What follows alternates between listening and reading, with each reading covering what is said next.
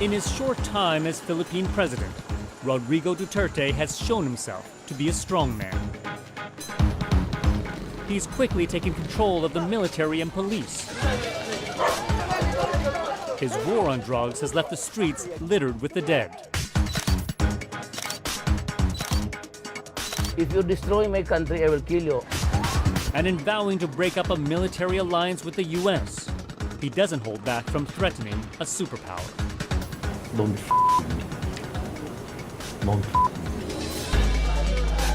But beneath Duterte's tough demeanor, he's also shown himself to be a people's president. We love you! We love you! I'm Steve Chow. On this episode of 101 East, our exclusive inside access with this controversial president on his mission to transform the Philippines.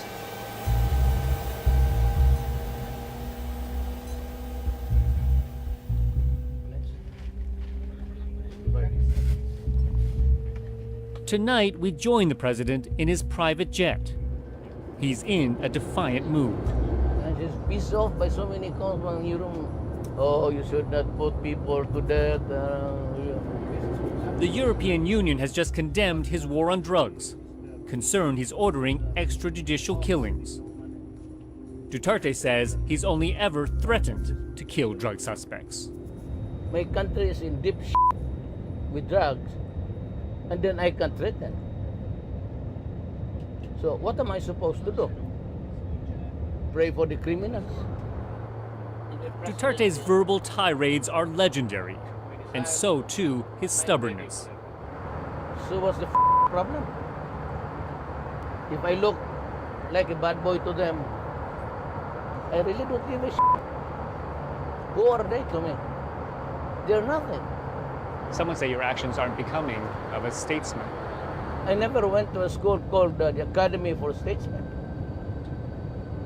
I am not a statesman. I do not aspire to be one. I just would like to be an ordinary president who can you if you with my. A chorus of criticism from the EU, the US, and the UN hasn't swayed him. During the campaign, I said I will stop corruption, I will suppress drugs, I will suppress crime, and I'm doing it. Why are the foreigners complaining? I did not promise them anything. I only promised the Filipino people.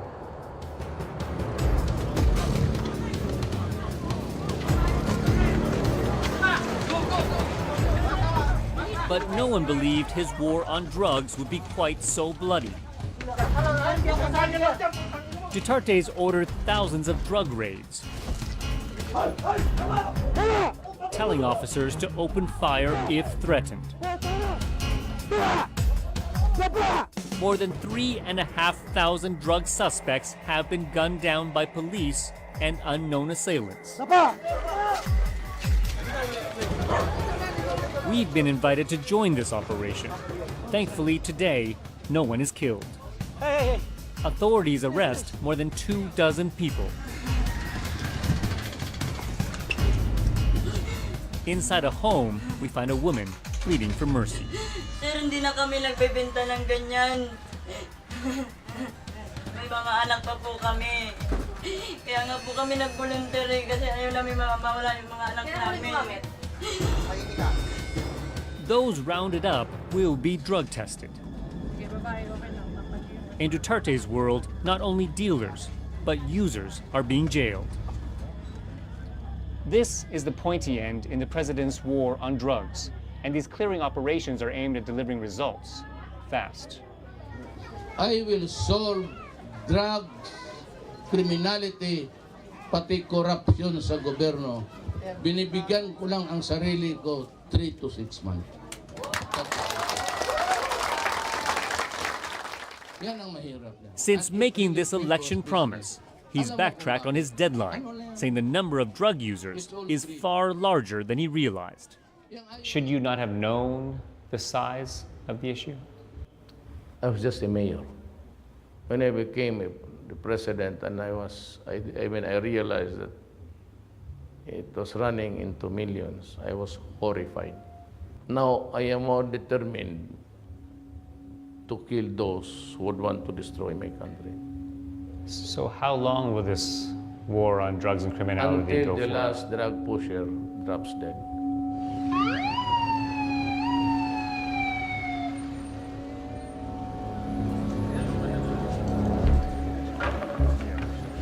In just one night in Manila, we come across several murders. Witnesses say this suspected dealer was gunned down by masked men on a motorbike. This is the fourth shooting of the evening. It's been like this ever since Duterte declared his war on drugs. Most of the killings are in the country's poorer neighborhoods. These are the very people who voted for Duterte, believing in his promise of change. But now for some, hope is being replaced by anger and disillusionment. Your critics say that you have unleashed a wave of vigilantism, that you have unleashed a killing machine. False. Why is that? I have my police force. I do not need civilians to do it. I mean, why should I commission somebody to kill another? When I can always use the police, just order them to get them. Still, Duterte won't condemn vigilantes, admitting he would shoot criminals. If I was the father, then you rape my daughter and you kill them. Would you think I will wait? Would you think my anger can wait justice? Of course not. I will kill you. But even just by saying that, you're encouraging vigilantism. Yes, I am encouraging. So what's wrong now?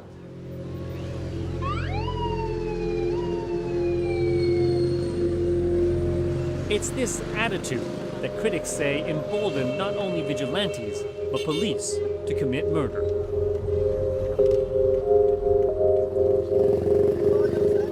We arrive at a local police station in Manila. The holding cells are already packed with drug suspects. Suddenly, we hear gunshots.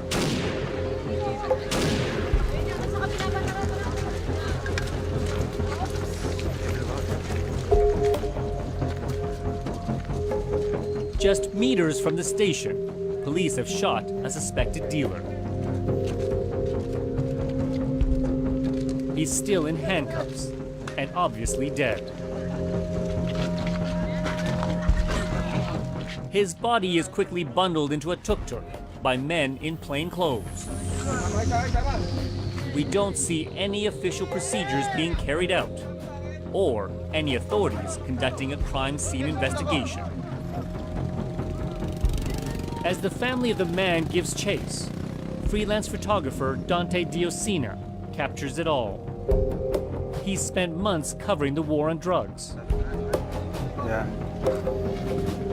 Bloody night. Even he is shocked by the brazenness of this shooting. Police tell Dante they shot the suspect in self-defense after handcuffing him.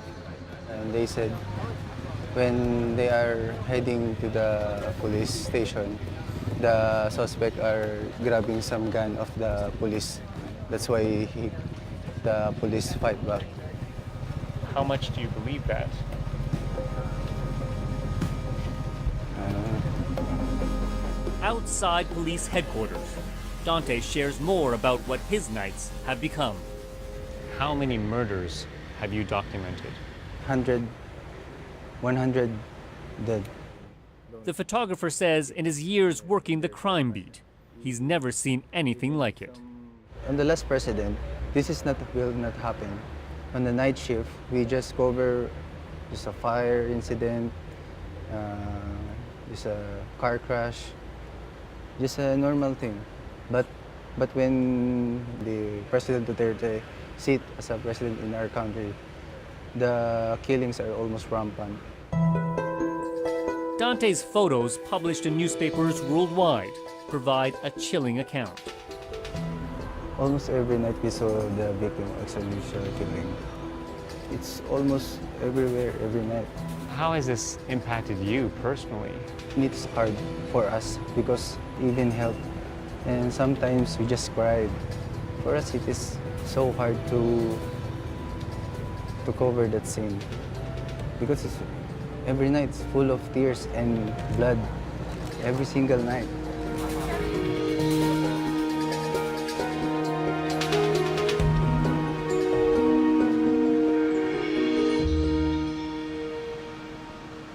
While Duterte denies his police forces carrying out extrajudicial killings on his orders, one man is admitting responsibility. Before a Senate committee, Edgar Matobato says for more than 20 years he murdered for Duterte as a member of his personal death squad. Ilan na po ang pinatay nyo? Kayo mismo hindi mo yung kasamahan nyo lang. Natatandaan nyo mo ba? Ako, sa pag-umpisa ko ma'am, sa 1988 hanggang 2013, ang napatay ko siguro mga 50 siguro katao.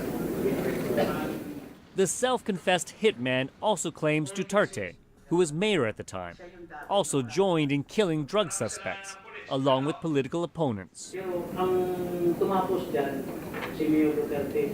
Anong ibig nung sabihin ang nagtapos? Si Mayor Duterte din ang tumapos, dalawang magasin ng... Did you know Edgar Matobato? She's a fake witness. Are you saying that his claims that you ordered him to kill all these drug dealers is Why incorrect? would we employ a person, an ignorant guy? Whoever can imagine that you would take one like that? A bodyguard at the same time a hitman? He claims to be a bodyguard, and when there's somebody to be killed, you say, oh, hey, bodyguard, hit that guy. Since testifying, Matobato has been under the protection of a senator, saying he fears for his life. Mr. Matobato. We managed to meet him at a secret location. Armed security guard the room. Why have you decided to go public now? Dili na ko I couldn't sleep anymore because of what we did. What I can say is that what's happening is not good. That's why I came forward, to let the whole of Philippines know. What happened in Davao is the same as here in Manila. The same style of killing. People wrapped in masking tape, guns planted on innocent people. President Duterte says you're lying, that he doesn't know you. I couldn't do anything without his orders.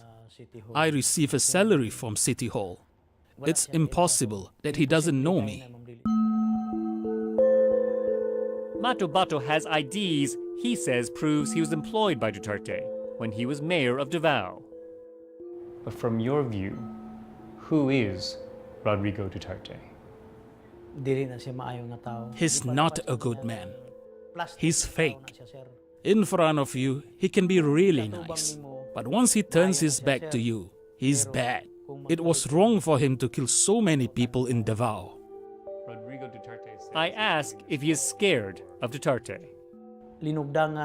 Whatever is going to happen, if I need to pay with my life for what I've done, I wholeheartedly embrace it because I wronged so many. People are not animals who we just kill. I should pay for my sins. Despite the years of death squad rumors, Duterte has never been charged with any human rights violations. His public still seem to support his hardline policies.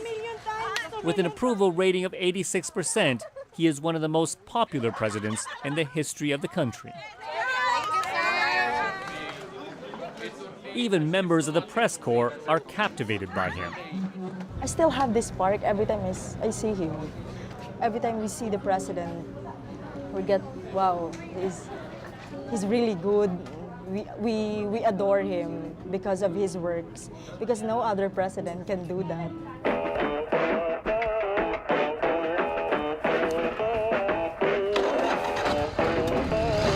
When we first met Rodrigo Duterte earlier this year, he was mayor of Davao. Free to ride his big motorbike and, in his words, romance his many women.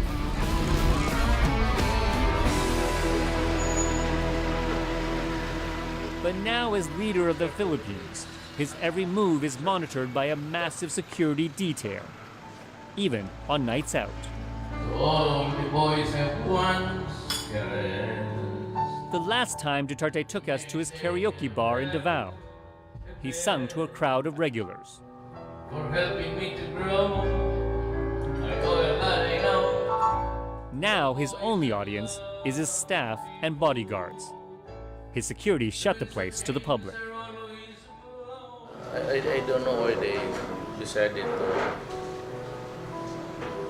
bar people from entering. So you're not liking the strictness? Yeah, you want to see other people, well, girls, like your friends, especially girls. Besides missing women, he says there are other downsides to his new job. He's bored of the constant meetings. You will see when you observe me. Okay. You'll be with me when I go back to Manila. Raise me up to more than I. Always the night owl. He finishes in the early hours of the morning. See you tomorrow? Yeah, sounds good. To more than I can.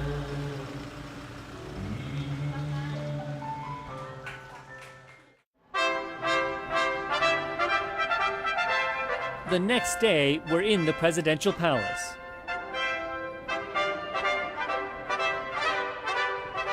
The seat of power in the country. It's a regal setting, with hallways adorned with portraits of past leaders and of the present one. Duterte's schedule is, as he says, packed. A swearing-in ceremony for new government appointees. A meal with dignitaries.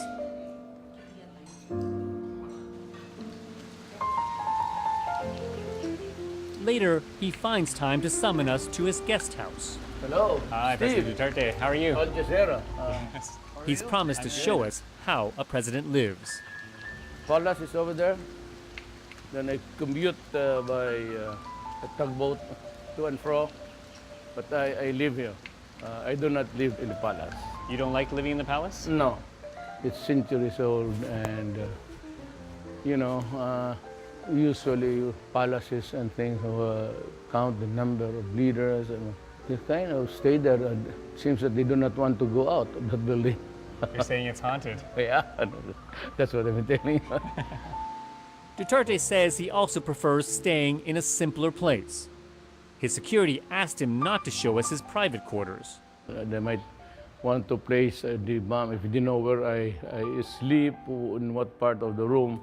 When my wife and daughter... But he still does. Actually, it's just a very small room. Oh, wow. It's really a very simple affair. And I use a mosquito net. Duty calls. We're running late. He's needed for a high-priority briefing on another deadly battlefront.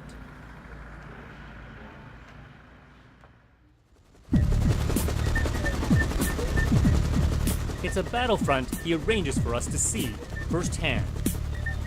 This is the island of Jolo in the southern Philippines. It's the heartland of the Abu Sayyaf, an armed group that's pledged itself to ISIL.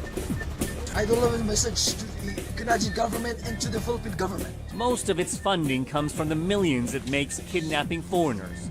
Those who don't pay a ransom are brutally killed. This Abu Sayyaf footage, retrieved from a dead fighter, shows just how heavily armed they are.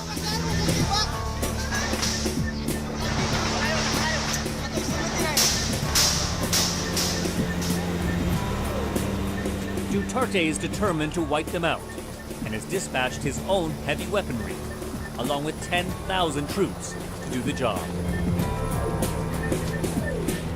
When you see the terrain from up above, you realize that no matter how many thousands of troops you have, it's a formidable task to root out a group of hardcore fighters.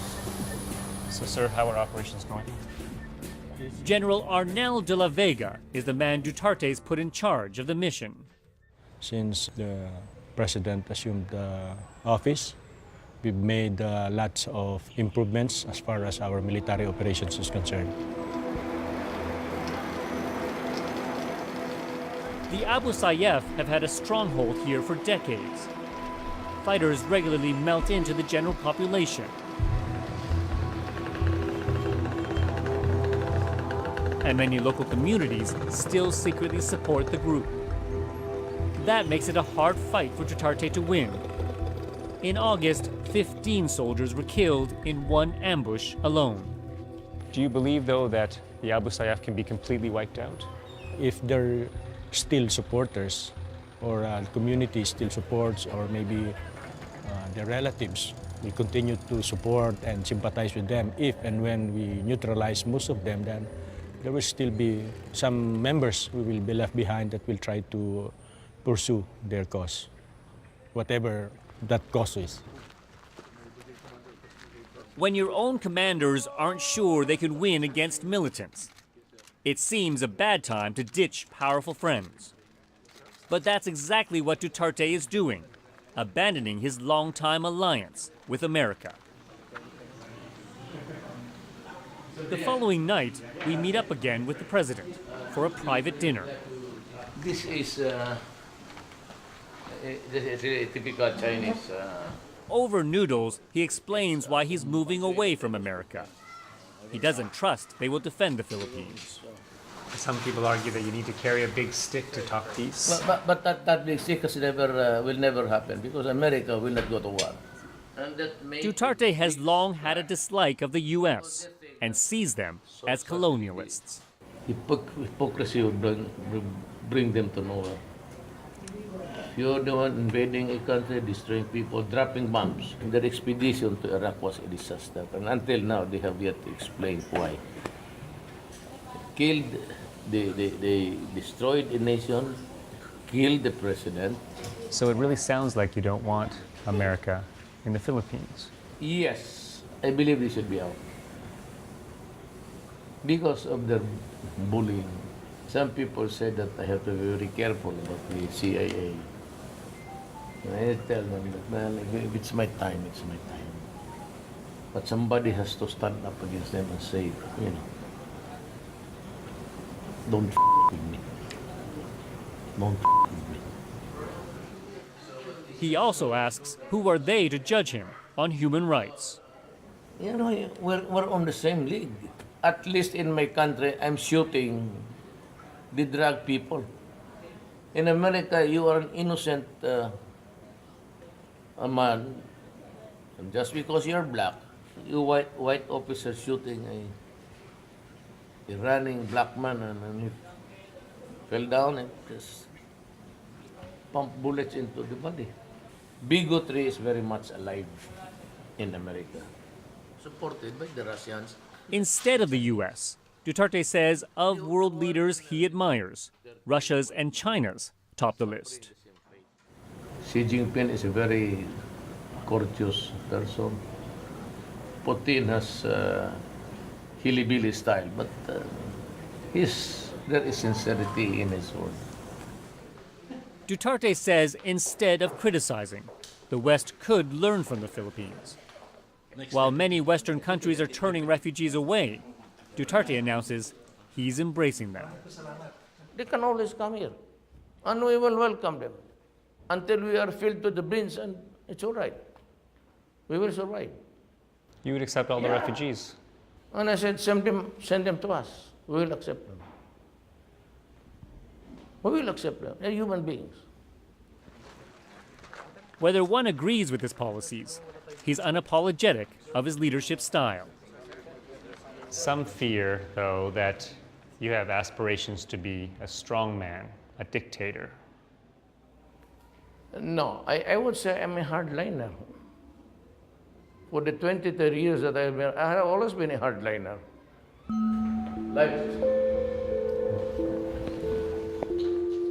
A hardliner who at 71 says he is very aware he's in the final chapter of his life. Life is very short. Yeah. Earth is 500 billion years old. The flick of a finger cannot even get a part of it. That's how fast we live in this planet. Duterte knows his time is short, so he's determined to make the most of it for his country's sake, no matter how much the world condemns him.